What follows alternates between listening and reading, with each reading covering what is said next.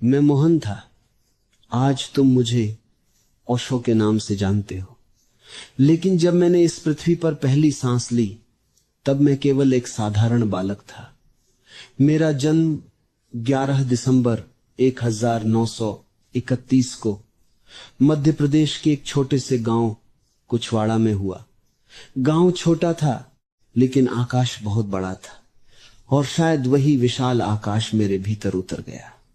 मैंने बचपन से ही जीवन को एक प्रश्न की तरह जीना शुरू किया। मेरे लिए कुछ भी मान लेना संभव नहीं था। जो भी कहा जाता मैं पूछता क्यों। मेरे नाना नानी ने मुझे पूर्ण स्वतंत्रता दी। यह स्वतंत्रता ही मेरी पहली गुरु थी। उन्होंने मुझे कभी रोका नहीं, कभी डांटा नहीं, कभी डराया नहीं। मैं पेड़ों पर चढ़ता, नदी में कूदता, घंटों श्मशान में बैठा रहता। श्मशान मेरा प्रिय स्थान था। तुम्हें अजीब लगेगा, लेकिन मुझे वहां शांति मिलती थी। जब किसी का अंतिम संस्कार होता मैं दूर खड़ा देखता रहता। मैं सोचता जो अभी बोल रहा था, चल रहा था, वह कहां चला गया। ये शरीर तो यही है, फिर जीवन क्या है, मृत्यु क्या है। मेरे भीतर प्रश्नों की आग थी, और वही आग आगे चलकर ध्यान की ज्योति बनी। मेरे पिता चाहते थे कि मैं व्यापार संभालूं, पर मुझे व्यापार में कोई रुचि नहीं थी। मुझे सत्य चाहिए था। मैंने बचपन में ही तय कर लिया था कि मैं भीड़ का हिस्सा नहीं बनूंगा। स्कूल में भी मैं अलग था। अध्यापक जो पढ़ाते मैं उन्हें चुनौती देता। मैं कहता आपने जो कहा उसका प्रमाण क्या है। कई शिक्षक मुझसे परेशान रहते थे, पर मैं झूठ स्वीकार नहीं कर सकता था। मैंने बचपन में ही देखा कि समाज बच्चों को तोड़ देता है, उन्हें भय सिखाता है, आज्ञाकारिता सिखाता है, पर सोचने की स्वतंत्रता नहीं देता। मैंने तय किया मैं कभी अपनी चेतना से समझौता नहीं करूंगा। जब मैं 7 वर्ष का था तब मेरे जीवन में पहली बार मृत्यु ने बहुत पास से मुझे छुआ। मेरे नाना का देहांत हो गया। मैं उनसे बहुत जुड़ा हुआ था। उनकी मृत्यु ने मुझे भीतर तक हिला दिया। मैं कई दिनों तक मौन हो गया। मैंने पहली बार अनुभव किया कि जीवन क्षण भंगुर है, और उसी क्षण मेरे भीतर यह संकल्प जन्मा कि जब तक सत्य न मिल जाए मैं चैन से नहीं बैठूंगा। मेरी किशोरावस्था विद्रोह से भरी थी। मैं हर परंपरा पर प्रश्न उठाता। मैं मंदिर जाता पर पूजा नहीं करता। मैं संतों से मिलता पर उनकी बातों को आंख मूंद कर नहीं मानता। मैंने अनेक साधुओं से पूछा, क्या आपने ईश्वर को देखा है? अधिकांश लोग चुप हो जाते, कुछ नाराज हो जाते, पर मुझे उत्तर चाहिए था, विश्वास नहीं। मैंने ध्यान के साथ प्रयोग शुरू किए। मैं घंटों नदी किनारे बैठता, सांसों को देखता, विचारों को देखता। मैंने पाया कि मन एक भीड़ है। विचार आते हैं, जाते हैं, और यदि तुम उन्हें देखो तो तुम उनसे अलग हो जाते हो। यह खोज मेरे लिए क्रांतिकारी थी। मैंने कॉलेज में प्रवेश लिया। मैं दर्शन शास्त्र पढ़ने लगा, पर मैं केवल किताबों से संतुष्ट नहीं था। मैंने बहस प्रतियोगिताओं में हिस्सा लिया और अनेक पुरस्कार जीते। मेरी तर्क शक्ति तीव्र थी, पर भीतर कहीं एक मौन भी गहराता जा रहा था। मैं रातों को जागता, अस्तित्व को महसूस करता। मैंने अनेक आध्यात्मिक परंपराओं का अध्ययन किया। उपनिषद, गीता, बुद्ध, महावीर, कबीर। मैंने पाया कि सत्य एक है पर रास्ते अनेक हैं। और फिर एक दिन 21 मार्च 1953 की रात, जब मैं जबलपुर के भंवरताल बगीचे में एक पेड़ के नीचे बैठा था, कुछ घटित हुआ। मैंने प्रयास करना छोड़ दिया था। मैं थक चुका था, और उसी थकान में, उसी समर्पण में अचानक सब रुक गया। मन शांत हो गया, विचार विलीन हो गए, और मैं स्वयं को पहली बार पूर्ण रूप से जागृत अनुभव कर रहा था। वह कोई उपलब्धि नहीं थी, वह घर वापसी थी। उस क्षण मैंने जाना, मैं शरीर नहीं हूं, मैं मन नहीं हूं, मैं साक्षी हूं। उस अनुभव ने मेरी पूरी दिशा बदल दी। अब मैं खोजी नहीं था, मैं अनुभव था। मैंने विश्वविद्यालय में अध्यापन शुरू किया। मैं दर्शन शास्त्र का प्राध्यापक बना। छात्र मुझे पसंद करते थे क्योंकि मैं उन्हें सोचने के लिए उकसाता था। मैं कहता, मुझ पर भी विश्वास मत करो, स्वयं खोजो। इसी दौरान मैं पूरे भारत में यात्रा करने लगा। मैंने भाषण दिए, सभाएं की, परंपराओं को चुनौती दी। मैंने कहा धर्म डर नहीं है, धर्म स्वतंत्रता है। मैंने कहा मनुष्य को अपराध बोध से मुक्त होना चाहिए। समाज ने मुझे विवादास्पद कहा, पर मैं केवल वही कह रहा था जो मैंने अनुभव किया था। मैंने देखा कि लोग भीतर से खाली हैं। वे प्रेम चाहते हैं पर भय में जीते हैं। वे स्वतंत्र होना चाहते हैं पर जंजीरों से प्रेम करते हैं। मैंने ध्यान की नई विधियां विकसित की, गतिशील ध्यान, ताकि आधुनिक मनुष्य जो बहुत व्यस्त और तनावग्रस्त है, पहले अपनी ऊर्जा को बाहर फेंके, फिर मौन में उतर सके। मेरे आसपास लोगों का एक छोटा समूह बनने लगा। वे मुझे गुरु कहते थे, पर मैं कहता, मैं गुरु नहीं हूं, मैं केवल दर्पण हूं। तुम अपने को मुझ में देख सकते हो। यही मेरी किशोरावस्था से युवावस्था तक की यात्रा थी, प्रश्न से अनुभव तक, विद्रोह से बोध तक। अभी मेरी यात्रा का आधा हिस्सा भी पूरा नहीं हुआ। आगे बहुत कुछ घटित होना था।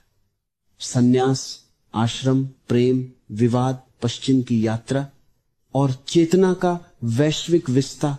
मेरे भीतर जो घटित हुआ था वह केवल मेरे लिए नहीं रह सकता था। जब कोई सत्य को छू लेता है तो वह उसे बांटना नहीं चाहता, वह तो बस फैलने लगता है जैसे फूल की सुगंध। मैंने बोलना शुरू किया, पर मेरे बोलने में उपदेश नहीं था। मैं अनुभव साझा करता था। मैं कहता था धर्म कोई संस्था नहीं है, धर्म तुम्हारी अंत चेतना का खिलना है। मैंने देखा कि लोग सदियों से दबाए गए, उनकी इच्छाएं, उनकी कामनाएं, उनका क्रोध, उनका प्रेम। समाज ने उन्हें सिखाया है कि जो स्वाभाविक है वही पाप है और जो कृत्रिम है वही पुण्य है। मैंने इस पूरी संरचना को उलट दिया। मैंने कहा स्वीकार करो, जो हो उसे पूर्ण रूप से जियो, जागरूक होकर दमन मत करो, रूपांतरण करो। धीरे धीरे मेरे पास युवाओं की भीड़ आने लगी। वे मेरे शब्दों में विद्रोह देखते थे, पर मेरे मौन में करुणा थी। मैंने सन्यास की एक नई परिभाषा दी। मैंने कहा सन्यास जीवन से भागना नहीं है, जीवन को पूरी तरह जीना है। मैंने भगवा वस्त्रों को केवल प्रतीक बनाया, पर भीतर की स्वतंत्रता को मूल रखा। मेरे सन्यासी हंसते थे, नाचते थे, प्रेम करते थे, ध्यान करते थे। लोगों को यह अजीब लगता था। उन्होंने सोचा ये कैसा आध्यात्म है जिसमें संगीत है, नृत्य है, उत्सव है। पर मैं कहता था जहां उत्सव नहीं वहां धर्म नहीं। इन्हीं दिनों मेरा नाम बदलने लगा। लोग मुझे आचार्य रजनीश कहने लगे। फिर समय के साथ मैं केवल रजनीश रह गया और आगे चलकर संसार ने मुझे ओशो के नाम से पुकारा। नाम बदलते रहे पर साक्षी वही रहा।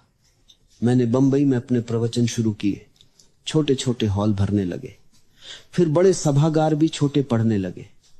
मेरे शब्द केवल भारत तक सीमित नहीं रहे, विदेशों से लोग आने लगे, अमेरिका, जर्मनी, इंग्लैंड, जापान। मैंने देखा कि पश्चिम का मनुष्य भौतिक रूप से समृद्ध है पर भीतर से खाली है। पूर्व का मनुष्य भीतर से समृद्ध था पर बाहर से गरीब।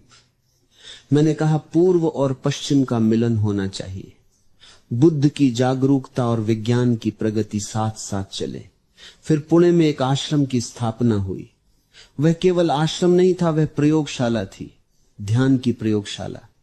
वहां थेरेपी समूह चलते, ध्यान शिविर होते, प्रवचन होते, लोग रोते, हंसते, चिल्लाते, मौन में उतरते। मैंने उन्हें अनुमति दी कि वे अपने भीतर की हर परत को देखें। दमन हटेगा तभी ध्यान गहरा होगा। समाज ने इसे गलत समझा। उन्होंने कहा यह परंपरा के विरुद्ध है। मैंने कहा, हाँ, मैं मृत परंपराओं के विरुद्ध हूं, जीवित सत्य के पक्ष में हूं। मेरा जीवन कभी पारंपरिक अर्थों में विवाहित नहीं रहा। मैंने किसी एक व्यक्ति के साथ सामाजिक विवाह नहीं किया, क्योंकि मैंने जीवन को ही अपना प्रेम बना लिया। पर इसका अर्थ यह नहीं कि मेरे जीवन में प्रेम नहीं था। प्रेम तो मेरी सांसों में था। मैंने कहा, प्रेम को संबंध की कैद में मत डालो, उसे स्वतंत्र रहने दो। यही बात लोगों को सबसे अधिक खटकती थी। वह सुरक्षा चाहते और मैं स्वतंत्रता की बात करता था। धीरे धीरे विरोध भी बढ़ने लगा। राजनीतिक शक्तियां असहज होने लगी। धार्मिक नेता क्रोधित हो गए। पर जितना विरोध बढ़ता उतना ही लोगों की जिज्ञासा भी बढ़ती। मैंने सीखा था, यदि तुम सत्य बोलते हो तो तुम्हें स्वीकार भी किया जाएगा और अस्वीकार भी। दोनों को समान भाव से देखना ही संन्यास है। मेरे भीतर अब कोई महत्वाकांक्षा नहीं थी। मैं कोई आंदोलन खड़ा नहीं करना चाहता था। मैं केवल चेतना की मशाल जलाना चाहता था। जो भी उसके प्रकाश में आना चाहे आ जाए, जो ना आना चाहे वह भी स्वतंत्र है।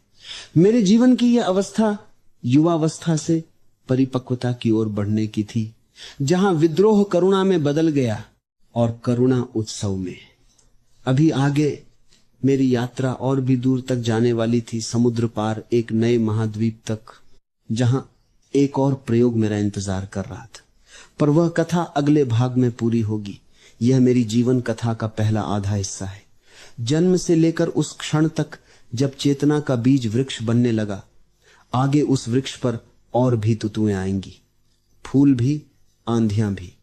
जब पुणे का वह छोटा सा स्थान धीरे धीरे एक जीवंत ऊर्जा क्षेत्र में बदलने लगा, तब मुझे स्पष्ट दिखाई दे रहा था कि यह केवल एक आश्रम नहीं है, यह मनुष्य की चेतना के भविष्य का बीज है।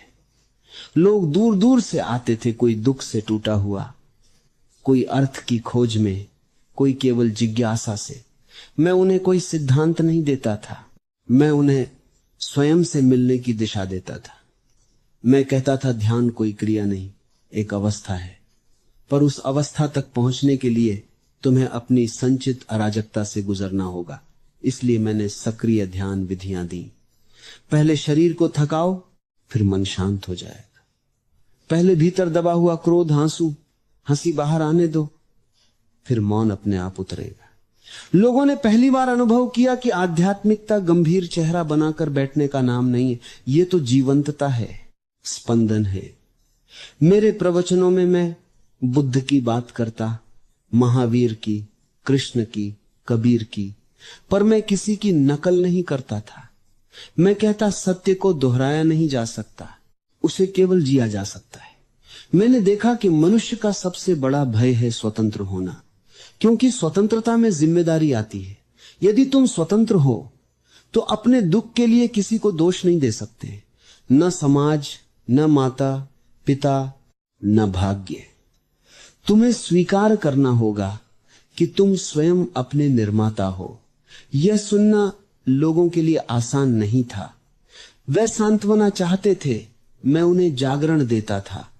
धीरे धीरे मेरे चारों ओर एक कम्यून का आकार बनने लगा। लोग साथ रहते, साथ ध्यान करते, साथ काम करते। मैंने कहा, काम भी ध्यान है यदि जागरूकता हो। रसोई में सब्जी काटना भी उतना ही पवित्र है जितना मंदिर में प्रार्थना, यदि तुम साक्षी हो। मेरे लिए जीवन के टुकड़े नहीं थे, सब एक ही अखंड धारा थी। मैंने यह भी देखा कि लोग मुझे व्यक्तित्व बना देना चाहते हैं। वे मेरी पूजा करना चाहते थे। मैं बार बार कहता, मूर्ति मत बनाओ। यदि तुम मुझे ऊंचा उठाओगे तो स्वयं को नीचा कर लोगे। मैं तुम्हारा मित्र हूं, दर्पण हूं, पर मनुष्य की पुरानी आदतें इतनी जल्दी नहीं जाती। कुछ लोग मेरे शब्दों से प्रेम करते थे, कुछ मेरी आंखों की शांति से,